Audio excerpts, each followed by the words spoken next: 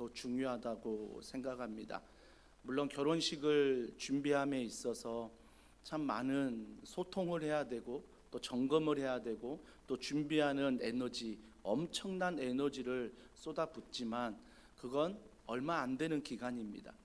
오히려 결혼 생활이 더 많은 시간을 보내야 하고 결혼 생활을 통해서 우리의 결혼이 정말 행복한가를 점검할 수 있기 때문입니다. 교회 개척도 마찬가지입니다. 교회 개척도 2015년 1월 4일이 참 중요한 날이지만 그보다 더 중요한 날은 뒤에 개척하고 나서의 신앙생활입니다. 우리가 교회가 7월 첫째 주면 8살인데 그 8살에 맞게끔 나는 신앙생활을 어떻게 하고 있는가.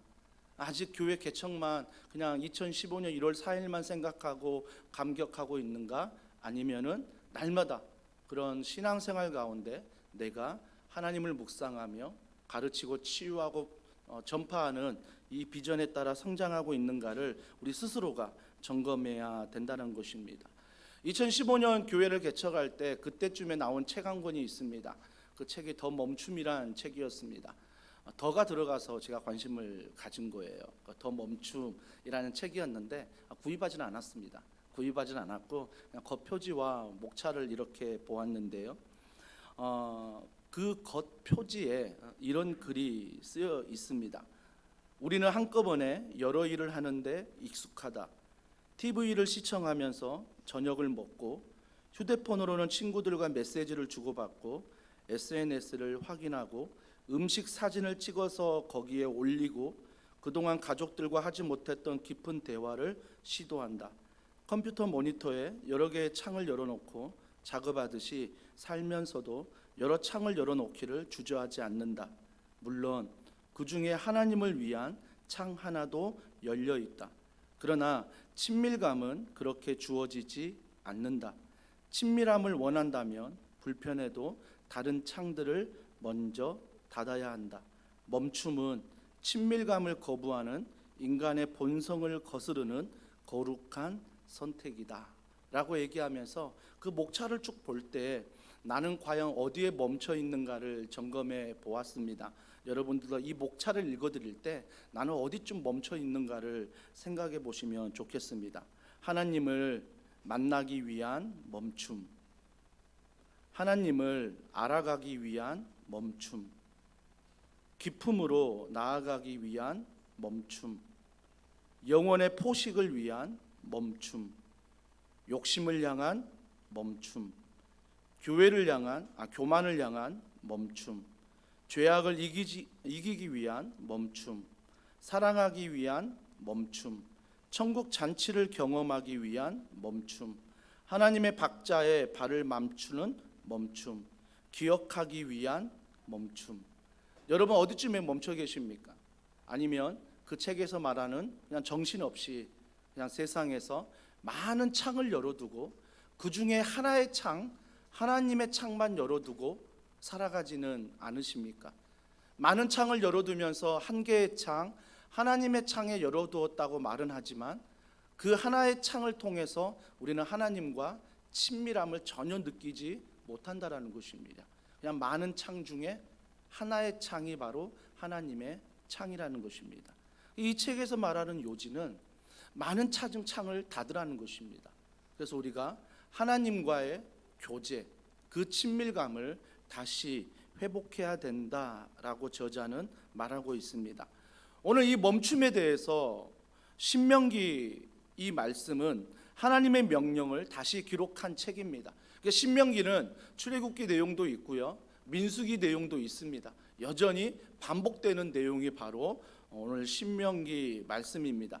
신명기는 총 모세의 3편의 설교로 되어 있습니다. 그 중에 두 번째 설교가 바로 오늘 읽었던 본문의 말씀입니다.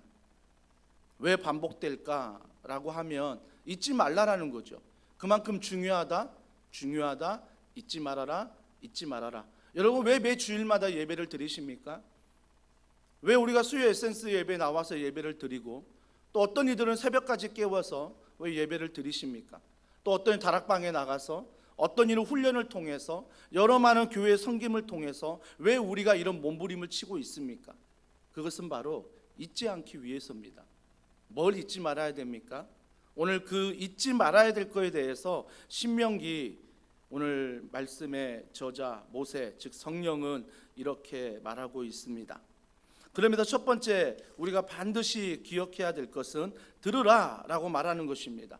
4절과 5절 그 뒤에 계속 반복되는 것은 들으라 들으라 들으라 반복되고 있습니다. 여러분 신앙생활은요 가장 먼저 듣는 것입니다. 이걸 잊어버리시면 안 됩니다. 그러니까 내가 무엇을 하기 전에 들어야 되는 것입니다. 들어야 되는 거예요. 그러면서 들어라 라고 말하면서 무엇을 들어야 되는지에 대해서 4절과 5절은 말하고 있습니다. 오늘 본문 4절에 보십시오. 이스라엘아 들으라 우리 하나님 여호와는 오직 유일한 여호와이시다 라고 말합니다.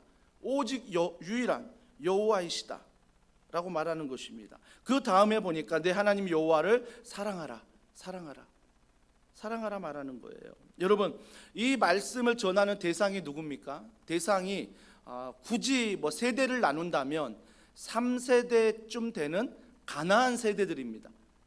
1세대가 어떤 세대입니까? 애굽에 노예 생활했던 세대들입니다. 노예 생활 430년 하면서 그곳에서 이제 구원의 기쁨에 해방을 맛본 1세대가 바로 그런 세대였습니다. 2세대는 광야 세대입니다. 광야 세대가 그곳에서 하나님께 원망 불평도 했지만 홍해를 통해서 10가지 재앙을 통해서 하나님의 놀라운 은혜를 경험했던 그런 광야 세대가 바로 2세대입니다. 2세대예요. 근데 3세대는 가나안 땅에 들어가는 세대인데 점점 세대가 지나갈수록 어떤 공통점이 있냐면 하나님을 경험하지 못한다라는 것입니다. 1세대는 구원의 하나님을 경험했습니다. 2세대는 기적의 하나님을 경험했습니다. 3세대는 아직 경험하지 못한 그 하나님에 대해서 오늘 신명기는 말씀하고 있다라는 것입니다. 그러면서 첫 번째 뭘 들으라고요? 오직 유일한 여호와이시다. 왜 이 말씀을 할까요? 오직 유일한 여호와이시다. 오직 하나님은 한 분이시다 라고 말하는 거예요. 왜 그러냐면 가나안 땅에 들어가면 가나안 땅이 진공 상태가 아닙니다. 가나안 땅에 이미 7족속의 원주민이 살고 있습니다.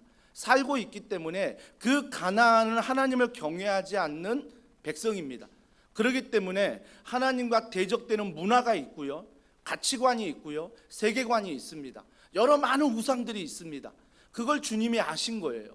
하나님이 그걸 아시고 제일 먼저 3세대 이제 가나안 땅에 들어가는 세대들에게 오직 하나님은 유일하시다, 하나님 한 분이다라고 말하는 것입니다. 왜 말씀한지 알겠습니까?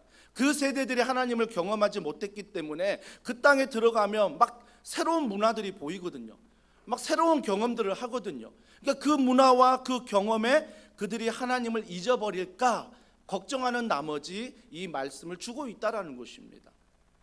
사람들의 연약함은요, 인간의 연약함은 뭔가 보여주면요, 뭔가 만지면요, 뭔가 경험하면요, 그걸 내가 좋아하며 자꾸 가까이 두려고 한다는 것입니다. 하나님은 만져지지 않거든요. 하나님은 보이지 않거든요. 하나님은 내가 경험할 수 없으면 정말 안 계신 분처럼 느껴지는 거거든요. 그러니까 하나님을 내 곁에 두려고 하지 않는 거죠. 인간의 한계는 자꾸 보이는 것, 만지는 것, 내가 경험하는 것, 이것들을 내 가까이 두려고 한다는 것입니다. 그렇기 때문에 뭐예요? 내가 좋아하는 게 어느덧 우상이 돼버립니다. 내가 가까이 두는 게 우상이 돼버리는 거죠. 그래서 내가 보고 듣고 경험하는 것들이 하나님보다 더 가까이 두고 하나님보다 더 사랑하게 되는 거죠. 그래서 나도 모르게 뭐예요? 하나님이 점점 멀어지는 거죠. 멀어지는 거죠. 그 세대들을 향해서 오늘 들으라, 들으라, 모세가 정말 간절한 마음으로 이야기하고 있다라는 것입니다. 이야기하고 있어요. 그러면서 내 하나님 여호와를 사랑하라, 사랑하라, 사랑하라. 여러분, 여호와 하나님을 사랑하는 게 내가 사랑해서 사랑하는 게 아닙니다. 그 하나님이 한 분임을 내가 믿을 때 그 믿음 안에서 사랑하게 되는 것입니다. 그러니까 사랑은 내가 억지로 해서 사랑하는 것이 아니라 사랑은 부어지는 것입니다. 사랑은 부어지는 것입니다. 그러면서 그 사랑에 대해서 이렇게 말합니다. 마태복음 7장 24절입니다. 다 같이 읽습니다. 시작.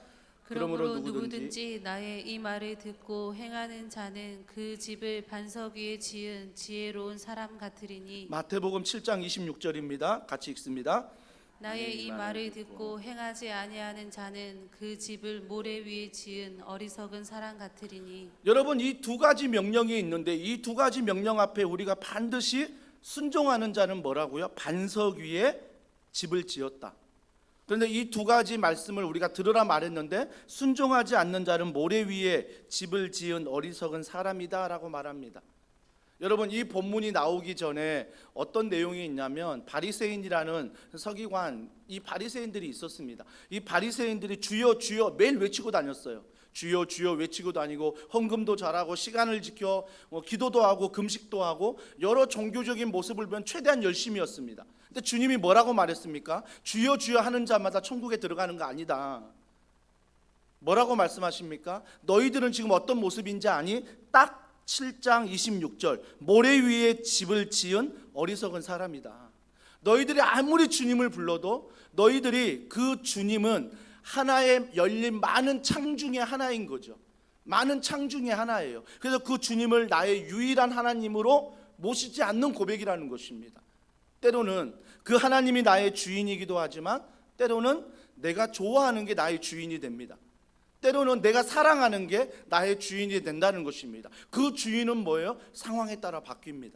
내 감정에 따라 바뀌는 것입니다. 세상은 그렇습니다. 근데 세상만 보고 살아가다 보면 그게 신앙인 줄 압니다.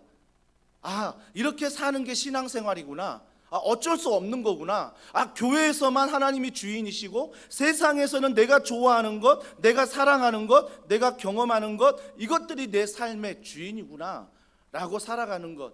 여러분, 반드시 심판의 날에, 반드시 주님을 만나는 날에 여러분은 땅을 치며 후회하실 것입니다. 아, 그동안 내가 사랑했던 게, 아, 그동안 내가 좋아했던 게, 그동안 내가 가까이 뒀던 게 다 모래와 같은 것이었구나. 모래는 어떻습니까? 한번 성을 만들어 보지 않았습니까? 파도 한 번 스쳐가면요, 바람 한 번 불면요, 싹 사라져 버리는 게 모래입니다. 아무리 청춘들이 가서 거기에 모래사장에 현철, 은심 쓰고 하트 모양 그려놓고 뿅뿅 우리가 영원하자 그려도요, 파도 한 번 휩쓸리면 끝나버립니다. 지워져 버립니다. 이게 모래입니다. 이게 모래예요. 근데 반석은 무엇입니까? 베드로가 신앙 고백할 때 뭐라고 고백했습니까? 주는 그리스도시요 살아계신 하나님의 아들이십니다라고 고백했습니다. 즉 주님은 하나님의 아들이시요 나의 주인이십니다. 나의 삶의 주인입니다 고백했습니다. 그래서 주님이 뭐라고 말합니까? 교회를 이 반석 위에 세우리라. 근데 천주교는 착각했죠. 천주교는 그 반석이 베드로라. 이게 베드로가 교회의 주인인 줄 아는 거죠. 아니죠. 주님은 베드로가 반석이 아니라 그 고백이에요. 주는 그리스도시요 살아계신 하나님의 아들이십니다라고 고백했던 그 믿음의 고백 위에 너의 교회를 세우는 거예요. 그러면 오늘 우리가 7장 24절 읽었던 것처럼 반석 위에 집을 지은 사람이 지혜롭다 말하는 건 뭐예요? 주는 그리스도시요 살아계신 하나님의 아들이십니다라는 그 고백 위에 내 집을 짓는 거죠. 내 집을 짓는 것. 이것이 바로 지혜로운 사람이다라고 성경은 이야기를 하고 있습니다. 그러면서 또 한 가지 들으라 말씀하신 다음에 그 두 가지를 강조하셨고요. 내게 명한 이 말씀을 너는 마음에 새기라고 말합니다. 6절과 9절에 나오죠. 마음에 새기라, 마음에 새기라, 마음에 새기라.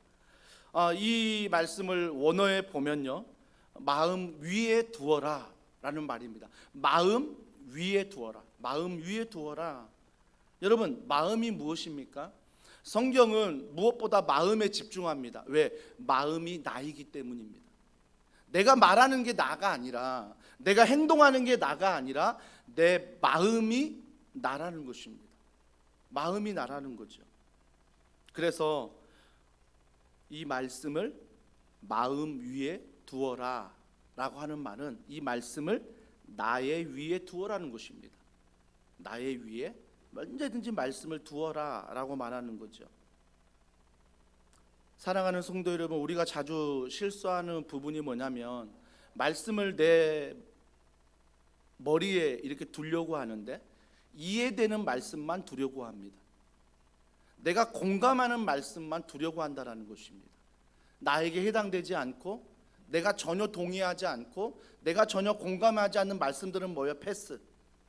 나와 상관없는 말씀이야. 남편이 들어야지, 자녀가 들어야지, 아내가 들어야지, 오늘 우리 순원이 이 말씀을 들어야지. 그러니까 그 말씀들은 나에게 해당이 안 되는 거죠. 다 패스예요. 패스가 되는 것입니다. 그러니까 그럴 때마다 뭐예요? 내 머리 위에 말씀을 두지 않는 것입니다. 내가 좋아하는 말씀만, 내가 사모하는 말씀만, 내가 듣고자 하는 말씀만 듣는다라는 것입니다. 이건 잘못된 것이요. 사랑하는 성도 여러분, 우리가 반드시 점검해야 될 것은 내가 지금 현재 말씀보다 내 위에 두는 것이 무엇인가를 보셔야 됩니다. 내가 말씀보다 내 위에 두는 것이 무엇이지? 나를 끌고 가는 게 무엇인가를 살펴보아야 하는 것입니다. 대표적으로 근심이 있겠죠. 염려가 있겠죠. 주님 이렇게 말씀하십니다. 요한복음 14장 1절, 너희는 마음에 근심하지 말라. 하나님을 믿으니 또 나를 믿으라. 근심하지 말라. 이 말씀이 근심할 때 작동해야 되는 거죠. 근데 이 말씀을 모르니 근심할 때 근심이 작동하지 이 믿음의 말씀이 작동하지 않는다라는 것입니다. 그러면서 우리가 반드시 기억해야 될 것은 자녀에게 부지런히 가르치라는 것입니다. 내 머리 위에 둘 뿐만 아니라 이 말씀을 자녀에게 부지런히 가르치라라고 말합니다. 원어에 보면 이 말뜻이 날카롭다는 뜻이에요. 날카롭다, 예리하다라는 뜻입니다. 그러니까 내 자녀를 가리키라는 것은 내 자녀를 말씀을 가리킬 때 예리해진다, 날카로워진다라고 말하는 거예요. 예리하다, 날카로워진다는 것은 분별력이 생긴다는 것입니다. 이 아이에게 말씀이 들어가면 이 아이의 모든 삶 가운데 뭐가 생긴다고요? 분별력이 생기는 거죠. 이게 하나님이 기뻐하는 일일까, 기뻐하지 않는 일일까가 분별력이 생기는 것입니다. 분별력이 생기는 거죠. 그래서 우리는 아이에게 말씀을 가르치는 거고, 말씀이 들리게 하는 것, 부지런히 가르치는 것. 이게 지혜다라고 성경은 말합니다. 또 하나의 뜻이 있어요. 날카롭게 하고 예리하게 하고 분별하긴 하지만 또 하나의 뜻은, 자녀들을 감동시켜라입니다. 자녀들을 감동시켜라. 여러분, 신앙은요 주입식이 아닙니다. 제자 훈련한다고 다 바뀌는 거 아니에요. 사역반 한다고 다 바뀌는 거 아닙니다. 여러분이 예배 드린다고 다 바뀌는 거 아닙니다. 신앙은요 절대 주입식이 아닙니다. 주입식이 아니라는 거예요. 신앙은 감동입니다. 하나님이 얼마나 나를 더 사랑하는지, 그 사랑이 십자가에 죽기까지 나를 얼마나 사랑하셨는지, 또한 내가 죽음이 끝이 아니라 부활하셔서 잠자는 자의 첫 열매가 되어주신 그 주님 앞에 감동하는 것, 이 감동이 신앙이라는 것입니다. 그래서 신앙은 주입이 아니에요. 저희 교회 지난 8년 동안 정말 많은 성도분들의 헌신이 있었습니다. 얼마나 큰 감동이 있는지 모릅니다. 지난 8년 동안 코로나 기간에도 온라인으로 모임에서 다락방 모임을 했었습니다. 다락방 모임을 통해서 정말 순원들이 같이 헌신하고, 또한 교회가 지금도 중보기도로 계속 그 기도를 이어가고 있고요, 기도의 끈을 놓지 않고 있습니다. 그래서 모든 섬기미들이 정말 더불어 즐겁게 섬기고 있다라는 것입니다. 전 이게 감동인 거예요. 교회 건물을 보고 감동받지 않습니다. 와, 한 번에 끝납니다. 교회 시설을 보고 들어와서 와, 감탄하지만 한 번에 끝납니다. 교회 건물과 시설이 감동을 주는 게 아닙니다. 그건 편리함입니다. 그러나 감동을 주는 것은 그 안에 있는 성도들입니다. 그 안에 성도들이 어떤 마음으로, 어떤 신앙으로, 어떤 섬김으로 이 교회를 세워가고 있는지, 이게 감동입니다. 그래서 새가족들 오면 와, 이 교회가 건물이 멋져서, 이 교회가 시설이 좋아서, 한 번도 그런 얘기 한 적 없습니다. 물론 상가에 있어서 그럴 수도 있지만 한 번도 그런 얘기 한 적이 없습니다. 그분들이 하는 얘기는 뭐냐면, 교회가 따뜻해서, 교회가 너무나 행복해 보여서, 다음 세대 아이들 말씀을 잘 가르치는 것 같아서, 주일 예배를 통해서, 수요 에센스 예배를 통해서, 청년 예배를 통해서, 정말 다락방을 통해서 수없는 성도들의 섬김을 통해서 교회가 따뜻하다는 것입니다. 그들에게 감동이 되는 거거든요. 감동을 통해서 그들의 교회를 등록하고 교회에서 함께 신앙생활을 하고 있습니다. VIP는 어떻습니까? VIP 작정할 때 주입식으로 찾으면요 절대 못 찾습니다. 내가 뭔가를 해주고 내가 뭔가를 받아야 된다, 이런 주입식이 아니라는 것입니다. 감동입니다. 이유 없이 기도해주고 이유 없이 사랑하는 것입니다. 베푸는 것입니다. 그래서 그 VIP가 감동되어서 우리가 함께 신앙생활하는 것입니다. 그러니까 신앙은요 철저히 감동입니다. 감동인 거죠. 그런데 신앙 좋은 부모님들 보면요 몇 대째 막 신앙생활 하시는 분들이 있잖아요. 그분들 가정에서 자녀들이 무서워합니다. 뭐 신앙 좋고 막 몇 대째 가고 막 엄청나게 교회에서 헌신하고 이런 부모님들이 집에서 아이들 보고 모이자 그러면 아이들이 두려워합니다. 두려워하는 거죠. 모이자 그러면. 왜요? 감동이 없거든요. 주입식입니다. 다 주입식이에요. 넌 이렇게 해야 돼. 이렇게 살아야 돼. 아빠가 목사인데. 그죠? 제가 그런 실수를 범할 수 있잖아요. 아빠가 그래도 이 교회 담임 목사인데 너가 이렇게 해야 돼. 주입식으로 교육하는 것들. 그러면요 아이들은 하나도 감동받지 않습니다. 아이들은 감동받지 않는다는 거예요. 그러려면 모이자 했을 때 아이들에게 공포가 되지 않으려면 부모들의 태도가 변화가 되어야 된다는 것입니다. 부모들이 그 아이들을 격려하고 그 아이들을 사랑하고 그 아이들과 시간을 보낼 때 함께 밥을 먹고 함께 대화를 하고 함께 보내는 시간들을 가져야 된다는 것입니다. 5월 5일이 공휴일이었습니다. 비도 오고 또 말씀도 준비해야 되니까 그냥 이렇게 앉아서 물론 영화도 한 편 봤지만 좀 쉬면서 말씀을 묵상하면서 준비하고 있었습니다. 근데 큰아들이 이제 나가자고 했을 때 집에 나갈 일이 3번이나 있었습니다. 3번이나 있어가지고 제가 3번 다 큰아들과 우산을 쓰고 나갔습니다. 저는 비 오는 날 나가는 거 되게 좋아하거든요. 비 오는 날 나가는 거 되게 좋아합니다. 그래서 그런지 몰라도 큰아들과 나가면서 그 3번을 나가면서 큰아들과 카페를 한번 갔었고요. 농민마트 가까운 마트에 또 같이 장 보러 갔었고요. 또 한 곳이 갔는데 어딘지 갑자기 생각이 안 나. 3곳을 갔어요. 3곳을 갔는데 가면서 우산을 쓰고 야 하나로 쓸까? 라고 했더니 그걸 거절했습니다. 그건 거절해. 2개를 쓰고 갔는데 2개를 쓰고 이제 걸어가면서 이런 얘기 저런 얘기 같이 하는 거죠. 카페에 앉아가지고 창가를 보면서 이런 얘기 저런 얘기 뭐 신앙적인 얘기도 아닙니다. 일상적인 얘기입니다. 일상적인 얘기들을 하는 거죠. 그러다가 신앙 얘기도 하게 되는 것입니다. 그러면서 그런 시간들을 보내고 돌아왔는데 정말 제 마음에 너무 감사한 거예요. 이런 시간을 우리 아이와 보낼 수 있다는 것은 너무나 감사했었습니다. 사랑하는 성도 여러분, 우리가 이런 시간들이 자녀들에게 스며든다라는 것입니다. 그래서 어떤 주입보다는 정말 우리가 격려하고 사랑하고 대화하는 것, 함께 사랑하는 것, 이런 시간들을 보내야 한다라는 것입니다. 그 자체만 놓고 보자는 것입니다. 하나님의 선물이야. 너는 하나님 선물, 귀한 선물이야. 그러면 대화를 하는 거죠. 저는 이런 면에서 함께 밥을 먹는다는 것, 함께 차를 마신다는 것 굉장히 중요하게 생각합니다. 그래서 개척 때부터 정말 저는 원래 밥을 하려 하지 않았습니다. 교회 개척하면서 주방 시설이 너무나 미흡했기 때문입니다. 그래서 혹시나 성도들이 이 일로 인해서 힘들어하거나 이 일로 인해서 불평하거나 이 일로 인해서 시험 들지 않을까 그런 노파심의 마음에 저는 밥을 하지 않았습니다. 그래서 한동안 개척한 다음에 모였을 땐 김밥도 사 먹어 봤고요. 또 빵도 한번 준비해 보고요. 이런 준비들을 했었습니다. 근데 예상외로 굉장히 지출이 많았습니다. 근데 그럴 때 권사님들이 정말 나이 많으신 어르신들이 먼저 얘기해 주셨습니다. 목사님, 교회에서 밥을 하면 어떨까요? 저희들이 헌신하겠습니다. 라고 이야기하시면서 밥을 하기 시작했습니다. 여전히 환경은 열악했습니다. 구 예배당 보시면 그 안에 카페에 조그만 그 주방 기구가 다였습니다.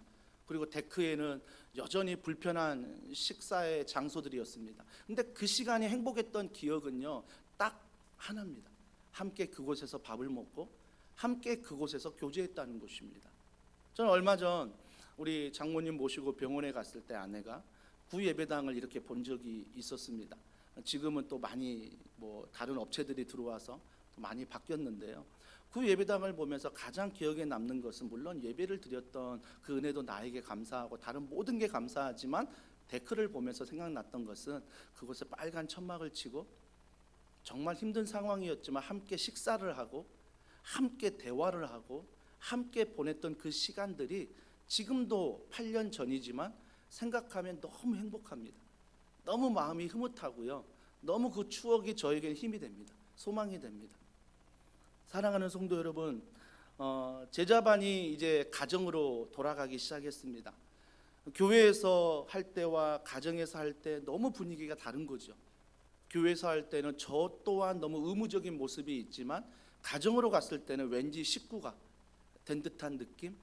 그래서 신방이 중요하고, 그래서 다락방도 가정에서 모이는 게 너무 중요하고, 그래서 우리가 될 수 있으면 부담되지만 가정에서 이렇게 모이는 것들이 우리가 식구구나, 우리가 함께하는 가족이구나 라는 것들을 느끼게 한다라는 것입니다. 또 제자반이 가정으로 돌아가면서 이번에 제자반 금토 졸업여행을 갑니다. 한 명의 집사님이 이제 출산을 앞두고 있어서 원래 6월에 가야 되는데 좀 한 달 빨리 출산 전에 가려고 이번에 가는데 벌써 기대가 되는 것입니다. 프로그램 짜는데 어디서 뭘 먹고 어디서 뭘 놀고 이런 것들만 가득합니다. 가서 뭐 훈련하고 기도하고 뭐 이런 거 없습니다.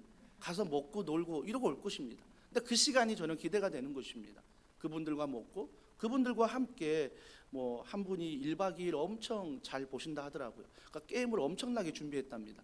그 게임을 진행하면서 보내는 게 기대가 된다라는 것입니다. 그런 기대가 됐을 때 한 가지 저에게 부담이 뭐냐면 온 가족 수련회를 하면 어떨까라는 생각도 해봅니다. 우리가 개척 초기에 또 했었지. 그러면서 그런 생각들을 해보면 물론 일이 많습니다. 물론 잠자리가 불편합니다. 물론 우리가 뭔가를 하기 불편하지만 그 모든 시간들이 지나고 나면 우리에게 굉장한 신앙의 추억이 생기고 그 시간을 통해서 성도들을 알아간다는 게 우리가 감동이 된다라는 것입니다. 감동이 된다라는 거죠. 온 가족 수련회 얘기하니까 아멘이 없는 것 같아요. 하여튼 모르겠어요. 장소가 돼야 하는 거니까. 장소가 돼야 되니까. 사랑하는 성도 여러분, 그러면서 7절 보십시오. 오늘 7절 너무나 중요합니다. 이 7절에 보면 내 자녀에게 부지런히 가르치며 집에 앉았을 때이든지 길을 갈 때이든지 누워 있을 때이든지 일어날 때이든지 이 말씀을 강론하라라고 말합니다. 여러분 NIV 영어 성경에 보면 talk about예요. talk 대화잖아요. 대화. 토크가 대화잖아요. 그러니까 대화하라는 것입니다. 자녀들과 좀 대화 좀 해라. 대화 좀 해라. 이런 이야기를 하고 있는 것입니다. 어느 한 가정에 이제 신랑 신부가 결혼을 해서 이렇게 지내는데 신부가 아내가 남편에게 불만 하나가 있었습니다. 책을 읽지 않는 거예요. 남편이. 아내는 너무 책을 좋아하는데 남편은 책을 읽지 않습니다. 책을 읽지 않는 거. 그래서 언젠가 때가 되면 내가 남편과 책을 좀 읽자라고 얘기를 해야지라고 생각하고 있었는데 이제 시댁에 가게 되고 친정에 가게 되고 결혼했으니 이렇게 방문하지 않습니까? 근데 너무나 다른 모습들을 아내가 본 것입니다. 친정에 가면요 대화가 없습니다. 개그 콘서트 아십니까? 밥 먹자 하는 거 아십니까? 다른 대화가 없습니다. 밥만 먹습니다. 하나도 대화가 없습니다. 밥만 먹고 끝나는 거예요. 친정의 분위기는 그랬던 것입니다. 근데 책을 많이 읽었습니다. 근데 시댁의 분위기는 다릅니다. 시댁의 분위기 갔더니 얼마나 대화들이 밥상에서 많은지 막 여러 잡다한 이야기를 다 합니다. 그냥 자기 일상을 다 이야기합니다. 그러니까 서로의 일상을 또 듣습니다. 너무너무 비교되는 시간들을 보냈습니다. 그러면서 자기가 느꼈던 건 뭐냐면 자기는 책으로 많은 것을 배우는데 우리 남편은 책이 아닌 대화를 통해서 많이 배우고 있다는 것을 느끼게 됐다는 것입니다. 그래서 남편에게 책 읽으란 소리를 구후 안 하고 있대요. 안 하고 있다. 대화를 통해서 남편은 많은 것을 배우고 있기 때문에. 2020년에 출간된 책 중에 밥상머리의 작은 기적이란 책이 있습니다. 이 밥상머리의 작은 기적이란 책, 이 표지에 보면 이런 말이 있습니다. 하루 20분 가족 식사가 아이의 미래를 바꾼다. 하루 20분 아이의 미래를 바꾼다는 것입니다. 하버드 대학 교수들이 말하는 가장 좋은 조기 교육이 바로 밥상머리라는 것입니다. 인생 최고의 교실이 밥상머리라는 것입니다. 문용린 전 교육부 장관과 서울대 교육학과 교수님이 이 책을 추천하면서 이렇게 말합니다. 영어 단어를 하나 더 외우고 수학 문제를 하나 더 풀게 하는 것보다 온 가족이 함께하는 밥상머리에서 아이의 마음을 열게 하고 숨은 가능성을 끌어내는 것이 부모로서 먼저 해야 할 일이 아닐까. 부모들이 어서 그 사실을 깨닫고 지금부터라도 아이들에게 잃어버린 밥상을 되찾아 주시면 좋겠다. 서영숙 엄마학교 대표가 이 책을 추천하면서 이렇게 말합니다.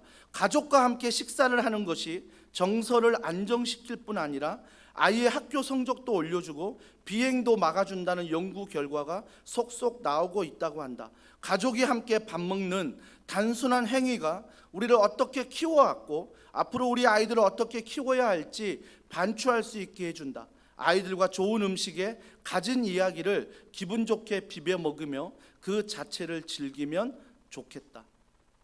그러면서 이렇게 말합니다. 밥상에서 가족들의 대화를 통해 책보다 많은 어휘력을 배우고 언어 능력이 향상되고 라고 말합니다.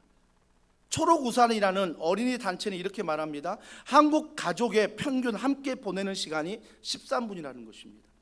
함께 보내는 시간이 하루에 13분이래요. 13분. 이것도 많다라고 생각하지 않습니까? 자녀들과 함께 보내는 시간이 갈수록 줄어들고 있습니다. 왜요? 아이를 학원으로 돌리거든요. 학원에서 아이를 책임지기를 원하거든요. 부모는 코로나 이후에 더 이상 신앙 교육의 대상이 안 돼버리는 것입니다. 이제 교회에 다 맡겨버리거든요. 교회 학교 교사가 다 하는 것입니다. 그렇기 때문에 나는 가정에서 이 신앙의 대화라든지 아이들과 대화하는 시간이 사라져버린다는 것입니다. 그래서 우리 부모들이 방학을 두려워하잖아요. 아이들이 집에 있으니까. 여러분, 세상은 그렇게 말하지만 교회는 달라야 되는 거 아닙니까? 정말 우리가 하나님의 선물인 다음 세대 자녀라면 그 자녀와 함께 밥상머리뿐만 아니라 많은 시간을 보낼 때 정말 오늘 이 신명기 말씀처럼 쉐마 들으라 라고 얘기했을 때 부모로서 그 아이를 감동시킬 수 있는 게 무엇이겠습니까? 돈이겠습니까? 선물이겠습니까? 물론 돈과 선물이 그 아이의 잠시 잠깐의 감동은 줄 것입니다. 하지만 돈이 사라진다면요, 그 아이에게 부모가 사라진다면요, 뭘로 그 아이가 감동하겠습니까? 그 아이가 돈이 사라지면 허탈하지 않겠습니까? 그 아이가 혹시 좋은 직장에 들어가지 못해 허탈하지 않겠습니까? 정말 우리가 영원한 걸 가리킨다면 단 한 가지, 말씀입니다. 말씀 안에서 하나님이 너와 동행하고 말씀 안에서 하나님이 너를 사랑하신다는 이 쉐마, 이 들으라, 이 말씀을 자녀에게 13분이 아니라 하루 시간을 보내며 밥상머리뿐만 아니라 많은 시간 속에 그 아이들과 보낼 수 있다면 우리 가정은 많이 달라질 것입니다. 제가 중간에 말씀드렸듯이 함께 마트를 가고, 제가 마트 가는 거 좋아하지 않습니다. 제가 말씀 준비할 때 밖에 나가는 거 좋아하지 않습니다. 마트에 가고 카페에 가고 치킨도 찾으러 가고, 그게 치킨이었네요. 치킨 주문하고 치킨도 찾으러 가고. 이 아이가 이렇게 말합니다. 아빠 동선을 이렇게 가면 빠르지 않을까? 아빠 그 치킨 가지 말고 카페 옆에 있는 치킨을 가면 되지 않을까? 저는 말합니다. 아니야, 돌아가도 괜찮아. 그 동선이 멀어도 괜찮아. 우리는 함께 돌아서 가는 거야. 왜? 그 집을 가야 하니까. 그러면서 제가 또 아이에게 캄포즈 우리 동네 오픈한 거 한번 보러 갈까? 그 앞에도 일부러 한번 가봅니다. 그러면서 그 아이와 시간을 보내면서 대화를 하는 것입니다. 집에 들어오면 정말 대화하기 힘들잖아요. 방문 닫고 들어가 버리니까. 물론 밥 먹을 때는 또 함께 모입니다. 저희 집에 지금 식탁이 없습니다. 아일랜드 식탁을 마련했는데 그 식탁의 기능을 못해서 식탁이 없습니다. 그래서 작은 테이블 안에 거실에 펴두고 4명이 함께 모여서 식사를 합니다. 그래서 업무 분장해서 젓가락, 숟가락 푹 나르고 나르고 다 동원해서, 제가 제일 많이 욕 먹습니다. 다 차례나야 나온다고 맨날 욕을 먹습니다. 어떻게든 빨리 나가려고 하는데 하여튼 욕을 많이 먹는데, 그런 시간들이 행복하다는 것입니다. 그 안에서 무슨 이야기든 대화해서 서로가 보내는 그 시간이 감동이 된다는 거죠. 감동이 된다는 거죠. 그래서 저는 우리 교육자들과 같이 이렇게 커피를 마시면서 이야기할 때 좀 더 이 말씀이 가정으로 스며들 수 있도록 어떻게 하면 도와드리겠느냐. 물론 단톡방을 통해서 말씀을 올리고 하지만 자녀들에게 스며드는 건 아니잖아요. 그러기 위해서는 우리 교회가 매일 새벽에 생명의 삶의 본문으로 말씀을 전하잖아요. 그 생명의 삶을 정기구독해서 모든 성도들이 이 생명의 삶을 구입하고, 그래서 이 생명의 삶을 통해서 새벽에 예배를 드리고 그날 저녁에 함께 말씀을 나누든, 아니면 한 주에 한 번 가정 예배를 드릴 수 있는 그 본문이 있습니다. 그 본문을 가지고 가정 예배를 드리든 해서 말씀이 어떻게든 가정에 스며들 수 있도록 해야 되겠다. 그래서 5월달 바로 신청하라 했는데 5월달은 이미 주문이 4월 중순에 끝났답니다. 그래서 5월 중순에 주문할 테니 정말 여러분들이 많이 구입하셔야 돼요. 아니, 전체가 다 구입해야 됩니다. 그래서 우리가 매일매일 이 말씀을 새벽에 듣고, 이 새벽에 들은 말씀을 저녁에 가족에 가서 함께 본문을 나누고 하는 거. 너 이 말씀도 몰라? 너 이것도, 이게 아니라, 주입식이 아니라 말씀을 읽었던 것들을 함께 나누는 것입니다. 어떤 은혜가 있는지. 요즘 새벽 예배 나오다 보면 한 성도님의 간증을 듣습니다. 그 성도님의 간증이 뭐냐면, 저도 그분에게 들은 건 아니에요. 우연찮게 들었습니다. 건너 들었는데, 새벽 예배 나와서 들었던 말씀을 가지고 저녁에 아이들과 나눈답니다. 아이들도 동일한 본문으로 생명의 삶을 가지고 큐티를 하기 때문에 새벽 예배 들었던 말씀을 가지고 아이들과 집에 가서 이 말씀이 어떤 말씀 서로 나눈다고 합니다. 그러기 위해서 새벽 예배를 나온다고 합니다. 동기야 어떻든 정말 말씀을 사모해서 말씀을 나누기 위해서 새벽을 깨워서 그렇게 한다면 저는 그 가정은 반드시 하나님이 말씀 안에 세우실 줄 믿습니다. 돈이 없어도, 건강이 없어도, 때로는 근심이 있고 염려가 있고, 때로는 그 아이들이 좋은 학교에 가지 못하고 좋은 대학에, 좋은 직장에 가지 못해도 말씀 안에서 주님이 그 가정을 반석 위에 세우실 것입니다. 세상의 모든 가정들, 우리가 말씀 안에 세울 수 있도록 기도해야 하고, 우리의 자녀들을 말씀 안에 세울 수 있어야 한다라는 것입니다. 앞으로 우리 교회가 정말 목숨을 걸어야 될 일이 있다면 우리 다음 세대 자녀들에게 어떻게 하면 말씀을 전수할 수 있을까? 이게 일주일에 한 번이 아니라 어떻게 하면 매일매일 말씀을 전수할 수 있고, 우리 교회 공간을 열어서 그 아이들이 교회에 와서 정말 말씀을 배우고 그 말씀 안에서 자기들이 필요한 과목들 배우면서 공부하면서 그 아이들을 어떻게 다음 세대가 그 가치관과 세계관이 주님의 말씀 안에 세워질 수 있을까? 우리 교회가 이를 위해서 기도할 것이고요. 앞으로 이를 위해서 우리가 준비하고 앞으로 이를 위해서 나아갈 것입니다. 여기에 우리는 정말 하나님 앞에 말씀 안에 이 세우신다는 목적을 가지고 함께 걸어가시면 좋겠어요. 그러면서 8절과 9절에 너는 또 그것을 내 손목에 메어 기호를 삼으며 내 미간에 붙여 표로 삼고, 정말 미간에 붙이고 다녔대요. 그때 당시는요, 작은 상자에 미간에 붙여서 안에 양피지 그 말씀을 넣어서 정말 이마에 붙이고 다녔답니다. 손목에 메고 다녔대요. 상자를. 여러분, 그 메고 다니는 게 중요한 게 아닙니다. 그 안에 있는 말씀입니다. 말씀을 내가 의지하고 말씀을 바라보는 게 너무 중요한 거죠. 어린 사무엘 이야기 아시죠? 어린 사무엘이 어렸을 때부터 주님의 음성을 듣습니다. 처음엔요, 그게 주님의 음성인지 모릅니다. 분별하지 못했습니다. 근데 어느 순간 주님의 음성이 들렸습니다. 어디에 있으니까? 성전에 있으니까 들린 것입니다. 아이 아프다고, 아이 시험 기간이라고, 아이가 좀 교회 오는 걸 싫어한다고, 그 반대로 내가 아이가 없어서 교회 오는 게 편하다고, 그렇게 해서 아이를 놓고 교회 오시면 안 됩니다. 그 아이들이 자주 성전에서 하나님의 말씀을 들어야 합니다. 가정에서 성전이 되어 자주 말씀을 들어야 합니다. 그러면 아이 사무엘이 주님의 음성을 듣고도 주님의 말씀을 몰랐지만 나중에 아이 사무엘이 그 음성을 듣다 보면 뭐예요? 주여 내가 여기 있나이다고 고백합니다. 주여 내가 여기 있나이다. 그 아이들이 이 말씀을 들어야 된다는 것입니다. 말씀을 들어야 된다는 것입니다. 그 아이들이 학원에는 있는데 교회에는 없습니다. 그 아이들이 캠핑장에는 있는데 교회에는 없습니다. 그 아이들이 취미생활을 하는데 교회에는 없다라는 것입니다. 사랑하는 성도 여러분, 이걸 단순하게 생각하지 마시고 정말 이번 어버이 주일 정말 맞이해서 우리 부모들이 정말 다시 한번 이 말씀을 무겁게 받아들여서 하나님의 말씀이 우리 가정을 통치하고 우리 직장을 통치하고 이 교회를 통치할 수 있도록, 그래서 하나님 말씀 안에서 우리가 대가를 지불하고 걸어가야 한다라는 것입니다. 유대인들의 양육이 어떤 양육이었습니까? 유대인들은요 공동 양육을 했습니다. 예를 들어 볼까요? 6월절이 돼서 예수님을 데리고 어린 예수님을 데리고 예배하러 예루살렘에 갔습니다. 그런데 예수님을 부모들이 잊어버렸습니다. 근데 그 예수님을 잊어버린 걸 언제 알았냐면 하루 뒤에 알았습니다. 우리가 생각할 때 어떻게 부모가 하루 동안 아이가 잊어버린 걸 모르지? 라고 생각할 수 있지만 유대인 교육에 보면요, 공동 육아가 있습니다. 그래서 함께 맡아주는 것입니다. 함께 해주는 것입니다.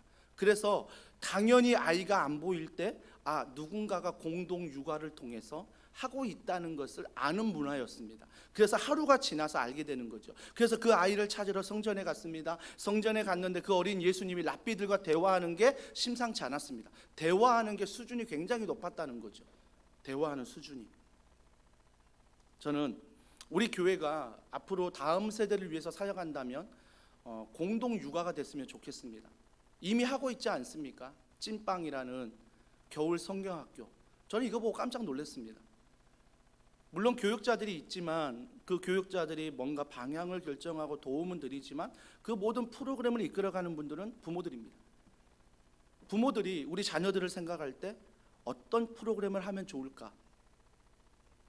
그러면서 기획을 하고, 그러면서 시간을 내고, 그러면서 헌신을 하고, 그러면서 물질을, 그러면서 자기의 몸을 들이면서 찐빵 그 겨울 성경학교를 진행했습니다. 전 그걸 보면서 참 이 유대인의 교육 방식인 이 공동 육아가 얼마든지 교회 안에서도 가능하겠구나. 그러니까 대단한 게 아니라 부모들의 은사와 부모들의 모든 걸 가지고 함께 그 아이들을 가르치는 것입니다. 가르치는 거죠. 앞으로 이 일에 우리 교회가 좀 더 마음을 모아 내 자녀만 아니라 여기 있는 우리 다음 세대 아이들이 모두 우리의 자녀 아닙니까?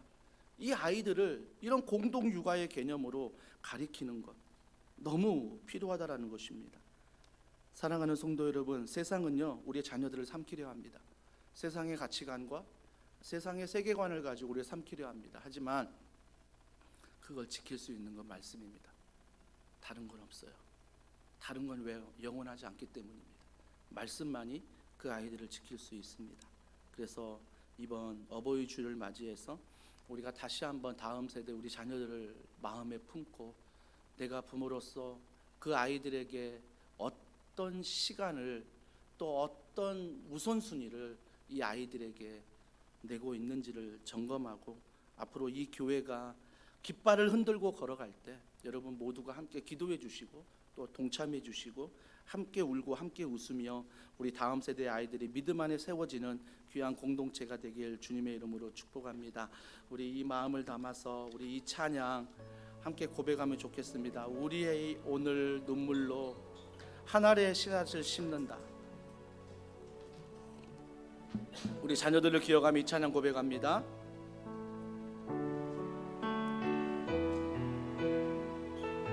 우리 오늘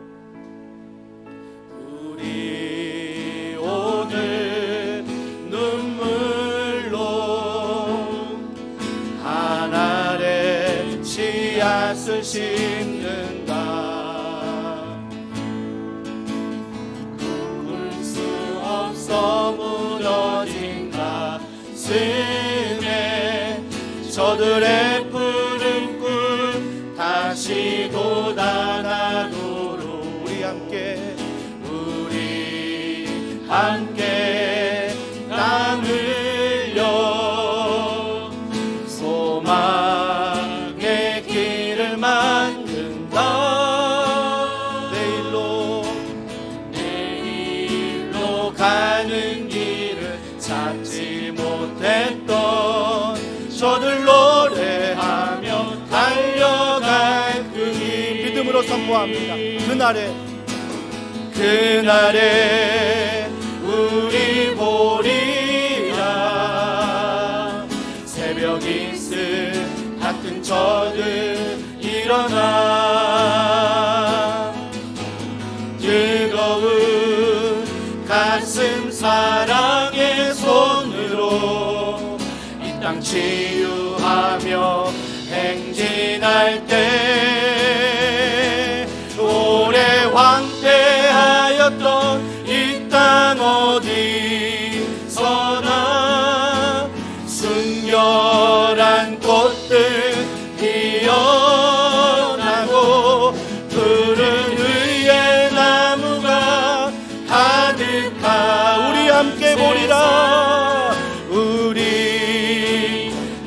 우리 함께 보리라. 우리 함께 보리라. 우리 이 시간에 함께 기도합니다. 오늘 주었던 말씀, 멈추어 들으라 하신 말씀, 많은 창의 삶이 우리 가운데 있지만 그 중에 하나가 말씀이 아니라 이 말씀의 창이 그 모든 걸 닫게 하여 주시옵소서. 이 말씀이 우리의 가정을 이끌게 하시고 우리의 자녀를 이끌게 하시고 이 말씀이 우리의 가정 가운데 뿌리를 내릴 수 있도록, 그래서 말씀 안에 성령의 은혜를 경험하며 말씀 안에 꿈을 꾸며 말씀 안에 비전을 가지며 말씀 안에 걸어가는 귀한 가정으로 세워달라고, 이런 은혜를 베풀어 달라고 우리 이 시간 간절한 마음으로 기도하겠습니다. 하나님 아버지, 하나님을 찬양하며 하나님을 바라보며 사모합니다. 주님을 바라보며 주님을 찬양하며 온전히 말씀 안에 우리가 날마다 걸어가기를 소원합니다. 이 하나님의 말씀이 우리 가정 가운데 우리의 삶 가운데 넘쳐나게 하여 주시옵소서.